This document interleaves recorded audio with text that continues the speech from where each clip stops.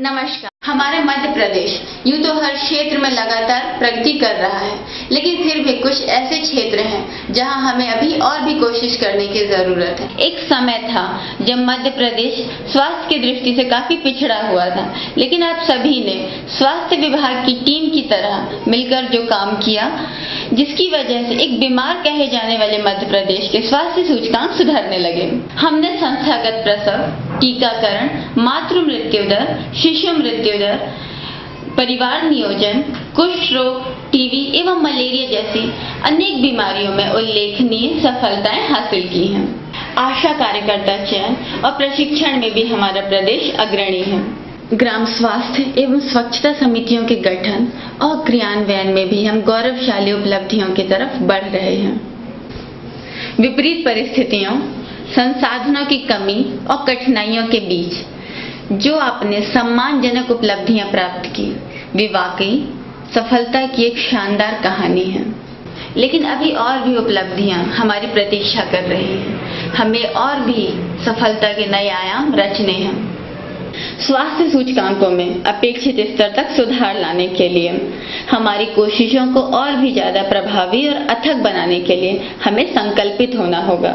लेकिन हमारी कोशिशों को भी आम जन के सहयोग और समर्थन की जरूरत है।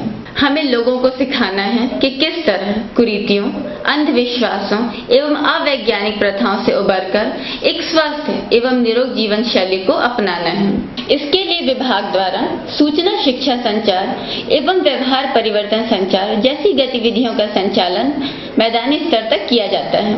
इसी क्रम में राज्य स्तर से पूरे प्रदेश में बृहद प्रचार प्रसार अभियान चलाया जा रहा है। इसकी गतिविधियों में प्रिंट मीडिया, इलेक्ट्रॉनिक मीडिया एवं परंपरागत मीडिया सभी शामिल हैं।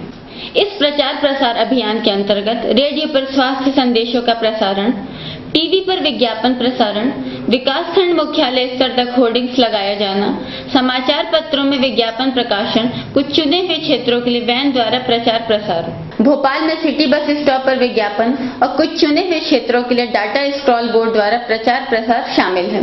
अब आपको इस प्रचार प्रसार अभियान की जानकारी हो ही गई है, तो आपको यह भी बतला दें कि आपको इस अभियान की प्रत्येक गतिविधि को किस प्रकार अधिकाधिक लोगों तक पहुंचाने में सहायता करनी है और किस प्रकार इन गतिविधियों का प्रभाव बढ़ाना है।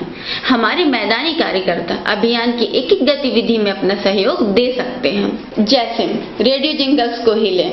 रेडियो जिंगल्स के बारे में लोगों से चर्चा करें, उनसे पूछें कि उस जिंगल से उन्हें क्या संदेश मिला, उस जिंगल में दिए विषय और सेवा का उल्लेख है, क्या उसके विषय में उन्हें पहले से जानकारी है या नहीं। उनसे यह भी कहें कि यदि वे इस संदेश को समझ चुके हैं तो उसे अन्य लोगों जैसे अपने घर परिवार, पास पड़ोस के लोगों और यारों दोस्तों को भी बतलाएं। अब हम लेते हैं टीवी पर विज्ञापन प्रसारण को। अब उनके बारे में आप लोगों से चर्चा करें, उनसे पूछें कि जो टीवी पर विज्ञापन प्रसारण हो रहे हैं उन्हें उनसे क्या संदेश मिला, उस विषय में चर्चा करें जिसके बारे में टीवी में विज्ञापन प्रसारण पे उल्लेख है। क्या उन्हें उसका मतलब पहले से पता था या नहीं।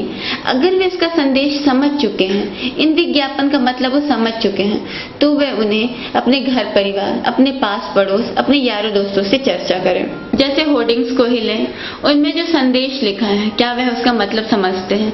अगर समझते हैं तो उसे चर्चा करें और अगर वो चर्चा में लाते हैं तो उसे लोगों से कहें, लोगों में जागरूकता लाएं। ये होर्डिंग्स इसीलिए है ताकि लोग जागरूक हो सकें। समाचार पत्रों में आए हुए विज्ञापन को लोगों को समझाएं।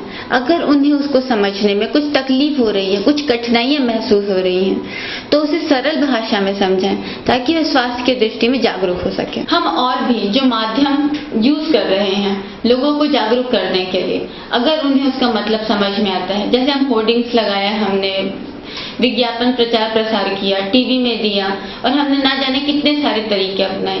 अगर लोग उसे नहीं समझ पा रहे हैं तो उनकी मदद करें और उन्हें जागरूक करें। मुझे पूरा यकीन है कि आपकी कोशिशों से यह अभियान जरूर सफल होगा।